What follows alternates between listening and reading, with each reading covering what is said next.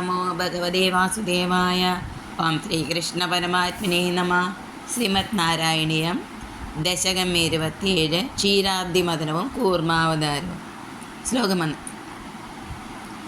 ദുർവാസ സുരവനിതാപ്ത ദിവ്യമാല്യം ശക്രായ സ്വയമുപതായ തത്ര ഭൂയ നാഗേന്ദ്ര പ്രതിമൃതിദേശാപചക്രം കാക്ഷാന്തിസ്തതിതര ദേവതാംശജാനാം.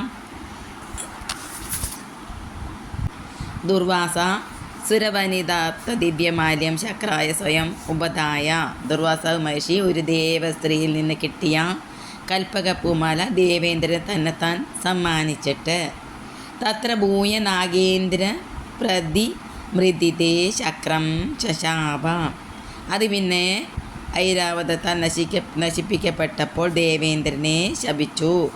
ത്വതിതര ദേവതാംശജാനാം ക ശാന്തി. നിന്തിരുവടി ഒഴികെ മറ്റുള്ള ദേവന്മാരുടെ അംശങ്ങളിൽ നിന്ന് ജനിച്ചവർക്ക് എന്ത് ക്ഷമയാണ് ഉള്ളത്?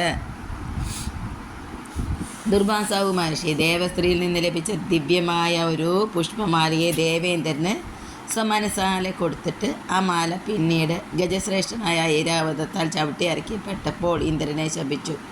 അങ്ങയെ ഒഴികെയുള്ള ദേവന്മാരുടെ അംശങ്ങളിൽ നിന്ന് ജനിച്ചവർക്ക് എന്ത് ശാന്തിയാണുള്ളത്? ചിത്രവസു എന്ന വിദ്യാധരൻ്റെ പുത്രിയായിരുന്നു ദുർവാസാവിന് മാല കൊടുത്തതെന്ന് വ്യാഖ്യാനത്തിൽ കാണുന്നു. ഭാഗവതത്തിലാണെങ്കിൽ ദുർവാസാവിന് മാല എവിടെ നിന്ന് കിട്ടിയെന്ന് പറഞ്ഞിട്ടുമില്ല. ഇന്ദ്രൻ ദുർവാസാവിനാൽ കൊടുക്കപ്പെട്ട മാല ഐരാവതത്തിൻ്റെ മസ്തകത്തിൽ വെച്ചപ്പോൾ ആ മാലയിലെ പുഷ്പങ്ങളിൽ നിന്ന് വന്നുകൊണ്ടിരുന്ന വണ്ടുകൾ ശല്യമായി തോന്നിയതിലാണ് ഐരാവതം ആ മാല ചവിട്ടിയരച്ചത്. ദുർവാസാവ് അത്രി മഹർഷിക്ക് അസൂയയിൽ ജനിച്ച ശിവാംശമായ പുത്രനാണ്. ശ്ലോകം 2. ശാപേന പ്രതിദചരേത നിർജരീന്ദ്ര ദേവേഷാപ്യസുരജിതേഷു നിഷ്പ്രഭേഷു സർവാധ്യ കമലജമേത്യ സർവദേവ നിർവാണപ്രഭവ സമഭവന്തമാഭൂ. അധ നിർജരീന്ദ്രേ ശാപേന പ്രതീതജരി. പിന്നെ ദേവേന്ദ്രൻ ശാപത്താൽ ജരാനര ബാധിച്ചവനും ദേവേഷു അസുരജിതേഷു നിഷ്പ്രഭേഷു അസുരന്മാരോട് തോറ്റ് തെളിവേറ്റവരുമായി തീർന്നപ്പോൾ സർവാദ്യ സർവദേവ കമലജമേത്യ ശിവൻ തുടങ്ങിയ എല്ലാ ദേവന്മാരും ബ്രഹ്മാവിൻ്റെ അടുക്കൽ ചെന്നു.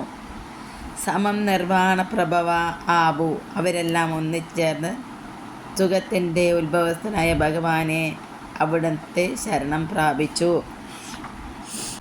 അനന്തരം ദേവേന്ദ്രൻ ശാപം കാരണമായി വർദ്ധിച്ച ചരിയോടുകൂടി കുടിയവനായി തീർന്നപ്പോൾ മറ്റുള്ള ദേവന്മാരും അസുരന്മാരാൽ ജയിക്കപ്പെട്ടവരും തേജസ്സില്ലാത്തവരുമായി തീരുന്നത് കാരണം പരമശിവൻ മുതലായ എല്ലാ ദേവന്മാരും ബ്രഹ്മാവിനെ സമീപിച്ചിട്ട് എല്ലാവരും കൂടി മോക്ഷത്തിൻ്റെ പ്രഭവസ്ഥാനമായ ഭഗവൻ അങ്ങേ ശരണം പ്രാപിച്ചു.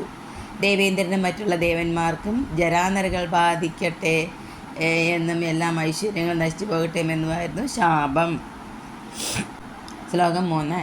ബ്രഹ്മാദ്യൈ തുതമഹിമാചരം തദാനീം പ്രാദുഷൻ ഭരതപുര പരേണ ദാംന ഹേ ദേവാദിതി ദിതികുലൈർവിധായ സന്ധ്യം പീയൂഷം പരിമതതേതി പര്യശാസ്ത്വം. വരദ ബ്രഹ്മാദ്യൈ ചിരം സ്തുതമഹിമാത്വം. ഭക്തന്മാർക്ക് അഭീഷ്ടവരങ്ങൾ നൽകുന്ന ഗുരുവായൂരപ്പ. ബ്രഹ്മാദി ദേവന്മാർ അവിടുത്തെ മാഹാത്മ്യത്തെപ്പറ്റി വളരെ നേരം സ്തുതിച്ചത് കേട്ട് നിന്തിരുവടി. തദാനീം പുര പരീണ ദാംന പ്രാദുഷൻ. അപ്പോൾ അവരുടെ മുൻപിൽ വളരെ തേജസ്സോടുകൂടി പ്രത്യക്ഷപ്പെട്ടിട്ട് ഹേ ദേവ ദിതിജകുലൈ സന്ധിം വിധായ പീയൂഷം പരിമതൈതി പര്യാശ. അല്ലയോ ദേവന്മാരെ, നിങ്ങൾ അസുരന്മാരുമായി സന്ധി ചെയ്ത് അമൃത് കടഞ്ഞെടുക്കുവിനെന്ന് ഉപദേശിച്ചു. അല്ലയോ വരദനായ ഭഗവൻ, ആ സമയത്ത് ബ്രഹ്മാവ് മുതലായ ദേവന്മാർ വളരെ നേരെ സ്തുതിക്കപ്പെട്ട മഹിമയോടുകൂടി അങ്ങ് വർദ്ധിച്ച തേജസ്സോടുകൂടി പുരോഭാഗത്ത് പ്രത്യക്ഷീഭവിച്ചിട്ട് അല്ലയോ ദേവന്മാരെ, അസുരന്മാരുമായി സന്ധി ചെയ്തിട്ട് അമൃത് കടഞ്ഞെടുക്കുവിൻ എന്നിങ്ങനെ വേണ്ട വിധത്തിൽ ആജ്ഞാപിച്ചു. ദേവന്മാരും അസുരന്മാരും ജാത്യ ശത്രുക്കളാണ് എങ്കിലും കാര്യസാധ്യത്തിനായി അസുരന്മാരുമായി സന്ധി ചെയ്യുവാനും പാൽക്കടൽ കടഞ്ഞ അമൃതം സമ്പാദിക്കുവാനുമായിരുന്നു ഭഗവാൻ ആജ്ഞാപിച്ചത്. ശ്ലോകം 4. സന്താനാം കൃതവതി ദാനവൈ സുരയുഗേ മന്ദാനാം നയതി മതേന മന്ദരാദ്രിം ഭ്രഷ്ടേസ്മിൻ ബദരമിവോദ്വഹൻ ഗഗീന്ദ്രേ സദ്യസ്തം വിനിഹിതവാൻ പയോദൗ. സുരയുഗേ ദാനവൈ സന്താനാം കൃതവതി ദേവന്മാർ അസുരന്മാരുമായി സന്ധി ചെയ്തതിന് ശേഷം മന്ദാനാം അന്തരാദ്രി മതേന നയതി കടയാൻ കടകോലിനായി നിശ്ചയിച്ചിട്ടുള്ള മന്ദരപർവ്വതത്തെ അഹങ്കാരത്തോടുകൂടി എടുത്തു കൊണ്ടുപോകുമ്പോൾ അസ്മിൻ ഭ്രഷ്ടേ ആ പർവ്വതം വീണു പോകയാൽ സദ്യ ത്വം ബദരം ഇവ ഗഗീന്ദ്രേ ഉദ്ദഹൻ പയോദോ വിനിഹിതവാൻ വേഗത്തിൽ നിന്തിരുവടി നന്ദപ്പഴത്തെ എന്ന പോലെ അനായാസമായി ആ മന്ദരത്തെ ഗരുഡനിൽ എടുത്തു വെച്ച് പാലാഴിയിൽ കൊണ്ടുപോയിട്ടു. ഭഗവാന്റെ ഉപദേശങ്ങളനുസരിച്ച് ദേവന്മാർ ചെന്ന് അസുരന്മാരുമായി സന്ധി ചെയ്തു. അപ്പോൾ അവർക്ക് ഇനി എന്തും സാധിക്കാമെന്നൊരു അഹങ്കാരം തോന്നി അവരെല്ലാവരും ചേർന്ന് പാലാഴി കടയുന്നതിനെ കടകോലായി നിശ്ചയിച്ചുള്ള മന്ദരപർവ്വതം എടുത്ത് പുറപ്പെട്ടു. വഴിക്ക് വെച്ച് ഭാരം താങ്ങാനാവാതെ പർവ്വതം വീണു. അപ്പോൾ ഭഗവാൻ അവിടെ ചെന്ന് ഒരു കൈകൊണ്ട് മന്ദരപർവ്വതം ഗരുഡൻ്റെ പുറത്തെടുത്ത് വെച്ച് കൊണ്ടുപോയി പാലാഴിയിൽ ഇട്ടു. ശ്ലോകം 5. ആതായ ദ്രുതമതവാസുകീം വരത്രാം പാദോദോ വിനിഗത സർവബീജജാലേ പ്രാരബ്ധേ മദനവിതോ സുരാസുരൈസ്തവ്യാജാത്തും ഭുജഗമുഖേകരോ സുരാരീൻ അതതൈ സുരാസുരൈ രുദ്രുതം വാസുകീം വരത്രാം മാതായ.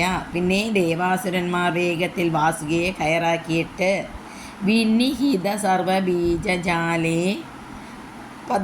പാദോദോ മദനവിധോ പ്രാരബ്ധേ എല്ലാ ഔഷധ ബീജങ്ങൾ ഇട്ടിട്ടുള്ള സമുദ്രത്തിൽ മദനം തുടങ്ങിയപ്പോൾ ത്വം വ്യാജാസുരാരീൻ ഭുജഗമുഖിയാകരോ വാസുകിയുടെ നിന്തിരുവടി കപടം പ്രയോഗിച്ച അസുരന്മാരെ വാസുകിയുടെ തലയ്ക്കിൽ ആക്കി തീർത്തു. ദേവാസുരന്മാർ നാഗരാജാവായ വാസുകിയെ കൊണ്ടുവന്ന് മന്ദരത്തിന്മേൽ ചുറ്റി സമുദ്രത്താൽ എല്ലാ ഔഷധങ്ങളും ഇട്ട് മദനത്തിനൊരുങ്ങി. ഭഗവാൻ മഹാവിഷ്ണുവും ദേവന്മാരും കൂടി വാസുകിയുടെ തല ചെന്ന് പിടിച്ചു. അപ്പോൾ അസുരന്മാർ ഞങ്ങൾ ഇതിൻ്റെ വൃത്തികെട്ട വാല് പിടിക്കില്ലെന്ന് പറഞ്ഞ് മടിച്ചു നിന്നു. ഉടനെ വിഷ്ണുവും ദേവന്മാരും വാലിൻ്റെ ഭാഗത്തേക്ക് മാറി അസുരന്മാർ തലയും പിടിച്ചു. അങ്ങനെ 2 കൂട്ടരും ചേർന്ന് പാലാഴി കടയാൻ തുടങ്ങി. ഭഗവാൻ ആദ്യം ചെന്ന് തല പിടിച്ചു എന്നതിന് അവിടെ കാണിച്ച കപടം. മദനം തുടങ്ങിയാൽ വാസുകിയുടെ മുഖത്ത് നിന്ന് വിഷക്കാറ്റ് പുറപ്പെടുമെന്ന് ഭഗവാൻ അറിയാം. താൻ ആദ്യം തല പിടിച്ചാൽ അസുരന്മാർ വാല് പിടിക്കില്ലെന്നും ശടിക്കുമെന്നും ഭഗവാൻ അറിയാം. വാസുകിയുടെ വിഷക്കാറ്റ് വീശുന്ന മുഖത്തിനടുക്കൽ അസുരന്മാരെ നിർത്തണമെന്ന് കരുതിയാണ് അവരെ കൊണ്ട് വിജയിക്കാൻ വേണ്ടി ആദ്യം ഭഗവാൻ ചെന്ന് വാസുകിയുടെ തല പിടിച്ചത്.